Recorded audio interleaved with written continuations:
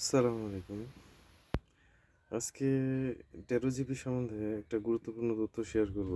উম যেটা version 1, 2, 3 plus স্পিডার NSX 1, 2 বা যারা জিপিএক্স এর ফার্স্ট মডেলটা চালান, যাদেরটা কার্বোরেটর ইঞ্জিন প্লাস হচ্ছে লিফানের কেপিআর।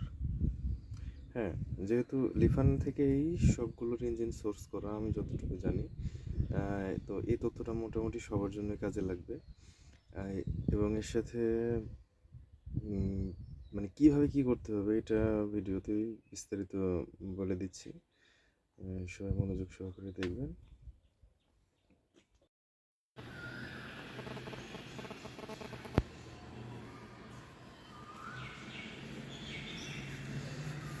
যারা লিফান ইঞ্জিন সম্বলিত 13 জিবি বা বিভিন্ন চাইনিজ বাইক ব্যবহার করছেন, এই সকালবেলা কোল্ড স্টার্ট অনেকের হয় না। তো এটার একটা প্রসেস আছে, খুব ইজি। যে আমি মাত্র বাইকটা স্টার্ট করব, বিসমিল্লাহ। তো এটা খুব সহজ একটা প্রসেস, সেটা হচ্ছে ড্যাশবোর্ড অন হয়ে গেছে। তো এটার কাজ হচ্ছে প্রথমে পিক আপটা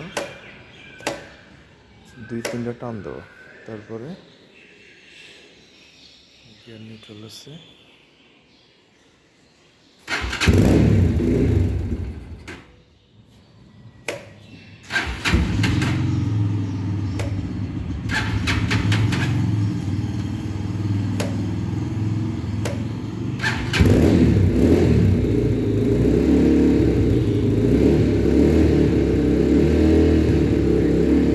স্টার্ট হয়ে গেছে।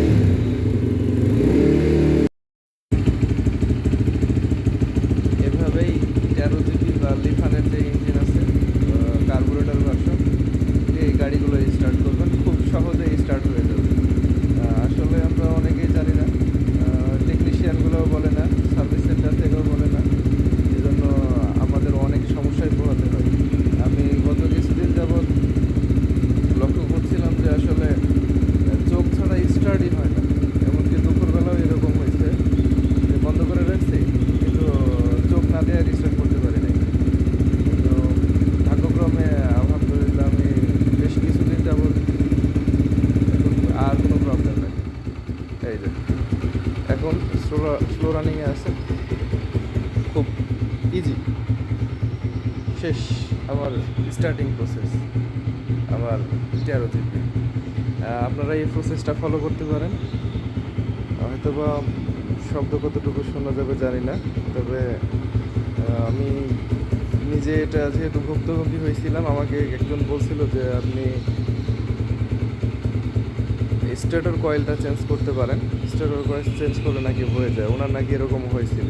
তো কই, আমি তো স্টার্টার কয়েল চেঞ্জ করি নাই, আমি জাস্ট কার্বোরেটরটা খুলে পরিষ্কার করছি। আর সেখান থেকে আমার এই অভিজ্ঞতাটা হয়েছে যে আসলে স্টার্ট করার পূর্বে প্রথমে 2 থেকে 3 বার পিক আপটা টেনে নিতে হবে, আর কিছু না।